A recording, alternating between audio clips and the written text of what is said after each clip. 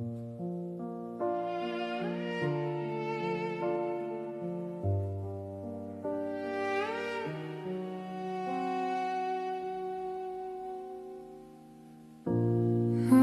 light leans on the easel.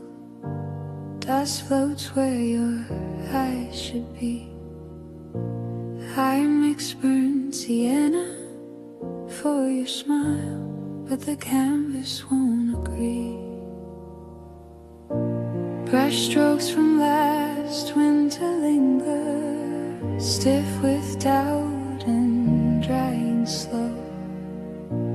I kept redrawing your left shoulder like you might still turn to go.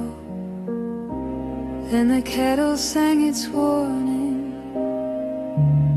Steam blurred what I thought I knew.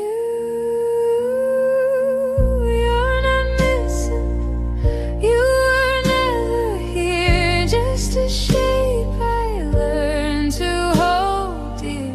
All this color, all this care, painted over empty air.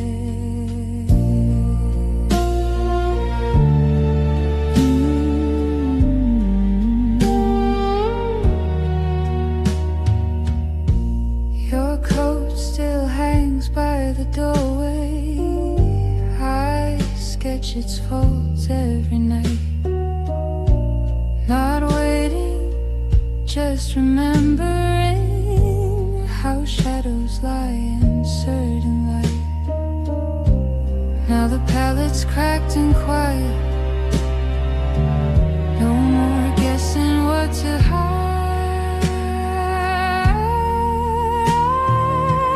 You're not missing.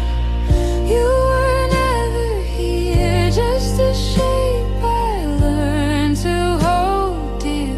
All this color, all this care, painted over empty air. I'll leave the frame unfinished. Let the blankness speak instead. Some truths don't need a likeness to live inside your head.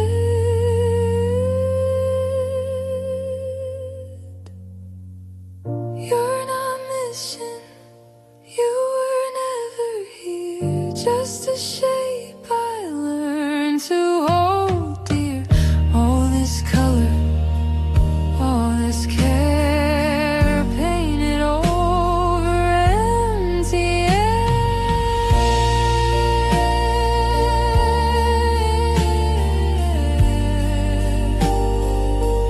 Painted over empty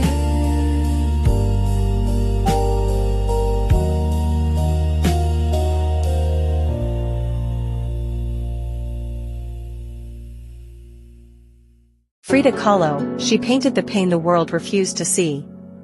Art with Kenneth, Art History on the KJL podcast channel. Before the first layer of oil grips this canvas.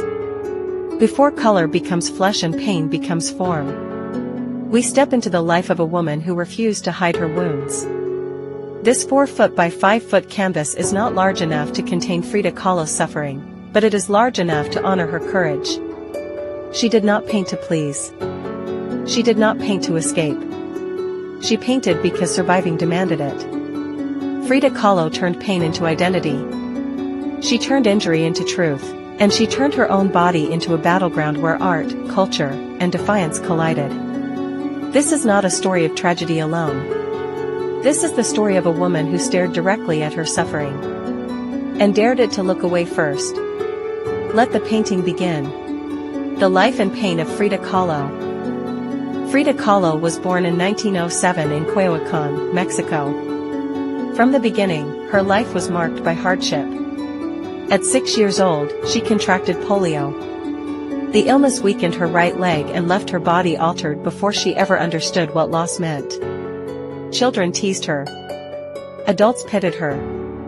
And early on, Frida learned what it meant to live in a body that did not behave the way the world expected. At 18, everything shattered. In 1925, Frida was riding on a bus when it collided with a streetcar. The impact was devastating.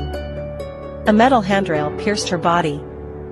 Her spine fractured, her pelvis broke. Ribs shattered. Her leg was crushed. Doctors did not expect her to survive. But she did. And survival came at a cost. She spent months immobilized in bed, encased in plaster corsets, unable to move freely. Mirrors were installed above her so she could see herself. That mirror became her first teacher. And her own face became her first subject. Frida once said she painted herself because she was alone so often, and because she knew herself best. But what she truly painted was pain. Not metaphorical pain. Physical pain. Daily pain. The kind of pain that never rests. As you build texture on this canvas, remember this: every thick stroke echoes a surgery. Every scraped edge echoes bone against metal. Every layered color echoes endurance. Art as survival. Frida Kahlo did not escape into art. She confronted reality with it. Her paintings are filled with exposed hearts, broken bodies, surgical instruments, tears, blood, roots, thorns, animals, and symbolism drawn from Mexican folklore and Catholic imagery. She refused to soften her truth for anyone. She painted miscarriages. She painted infertility. She painted betrayal. She painted isolation. She did not ask for sympathy. She demanded honesty. While the world often tries to romanticize her suffering, Frida never did. Her work was not about beauty. It was about truth, and truth is rarely beautiful. As oil paint thickens on this canvas, allow the surface to remain imperfect. Frida's life was not smooth. It was fractured. The texture matters. Identity and culture. Frida Kahlo was deeply connected to her Mexican identity. She wore traditional Tehuana dresses not as costume, but as declaration. Her clothing honored indigenous culture, concealed her damaged body, and asserted pride in who she was. Her unibrow. Her mustache. Her direct gaze. These were not accidents. They were refusals. She refused to conform to European beauty standards. She refused to erase herself to make others comfortable. Her self-portraits confront the viewer. They do not invite. They demand. As you paint her eyes, do not soften them. Frida did not look away. She looked directly at pain, at love, at betrayal, at herself, and she held the gaze. Love, betrayal, and Diego Rivera. Frida's marriage to Diego Rivera was as intense as her art. Diego was larger than life, famous, powerful, unfaithful. Their relationship was passionate, volatile, and deeply damaging. He betrayed her repeatedly, including with her own sister. Frida was devastated. But she did not disappear. She painted through it. She transformed heartbreak into creation. Their relationship reflected a truth many are uncomfortable admitting: love does not always heal. Sometimes it wounds deeper. And still, she remained herself. Pain as identity. Frida Kahlo lived with chronic pain for her entire adult life. She endured more than 30 surgeries. She wore corsets made of steel and leather. She relied on alcohol and medication just to function. And yet, she painted. She painted when sitting hurt. She painted when standing hurt. She painted when breathing hurt. This canvas you are working on must carry weight. It should feel lived in. Frida's art was not light. It was earned. Legacy. Frida Kahlo did not live to see the impact of her work. She died in 1954 at the age of 47. Today, she stands as a global symbol of resilience, feminism, identity, and creative truth. But above all else, Frida Kahlo represents this idea: you do not have to be unbroken to be powerful. She did not hide her scars. she painted them.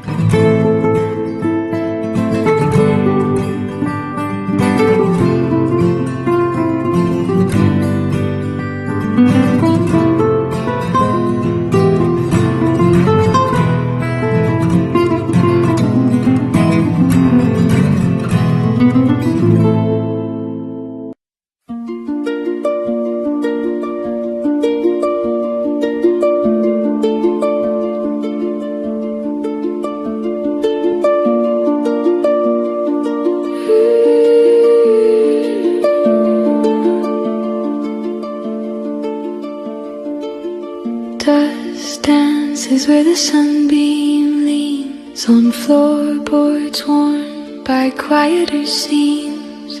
I trace the rim of an empty cup, the steam long gone, the warmth used up.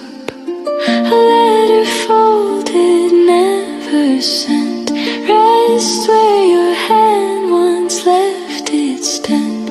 The window hums, a breeze so thin it barely stirs the air within. The clock's hands pause mid-turn as if they too have ceased to yearn. The stillness knows your very chair. It holds the shape you left behind. It breathes the scent you used to wear in threads of light and fraying time.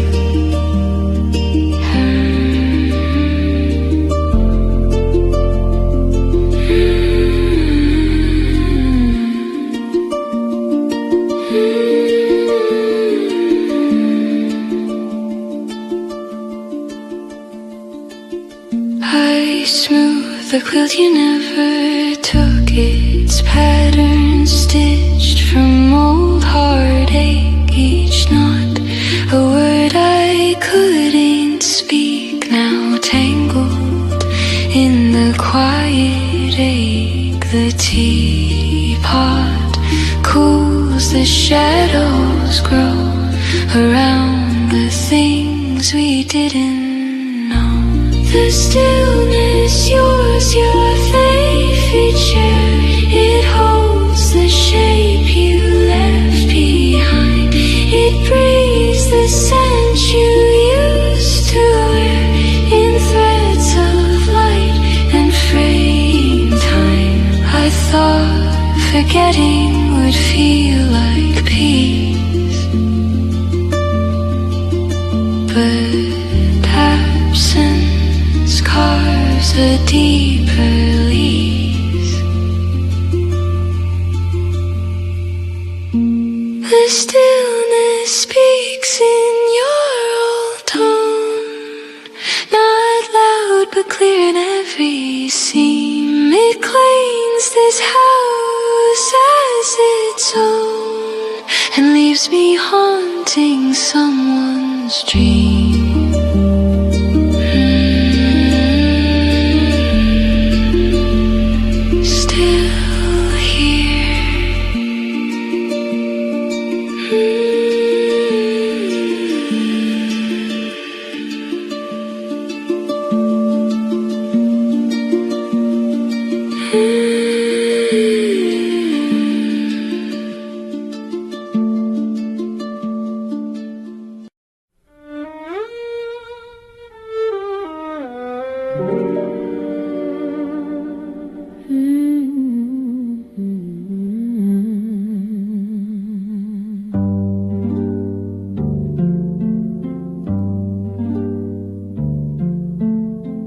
Gloved hands rest on gilded wood. Sunset stains the damask chair. No one comes, but still I would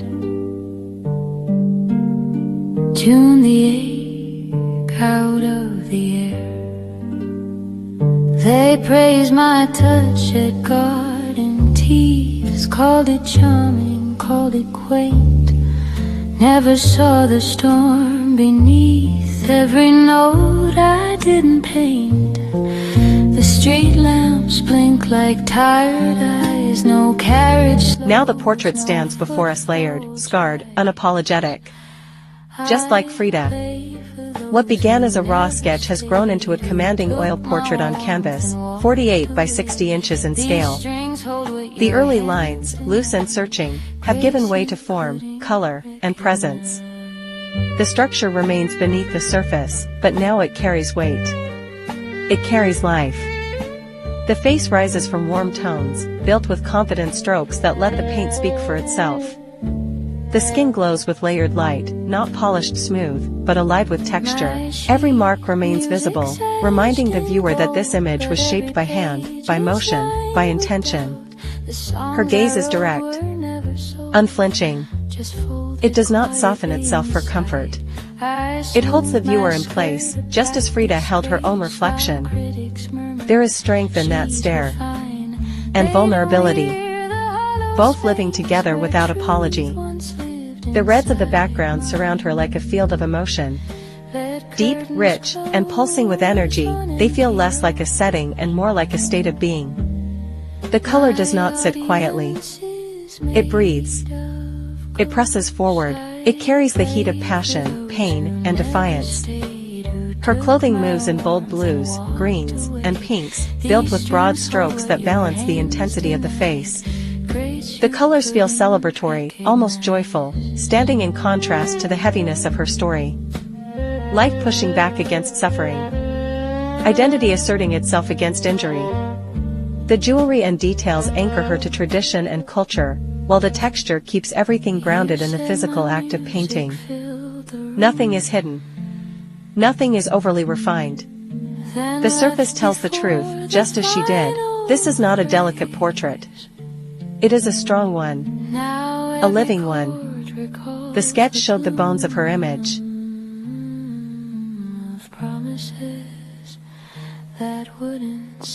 The finished work carries her spirit. Now the portrait stands before us layered, scarred, unapologetic. Just like Frida. She did not ask the world for permission. She did not wait to be healed. She spoke in paint when words failed. This is not a painting about suffering alone. It is about survival. It is about truth. It is about a woman who refused to disappear. Frida Kahlo taught us that pain does not erase identity. It sharpens it. And as this canvas holds her image, let it also hold her lesson. Survival is an art.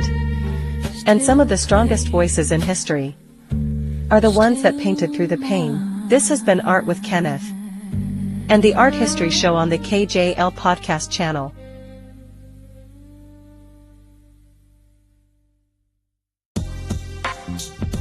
Thank you for joining me today on the KJL podcast channel.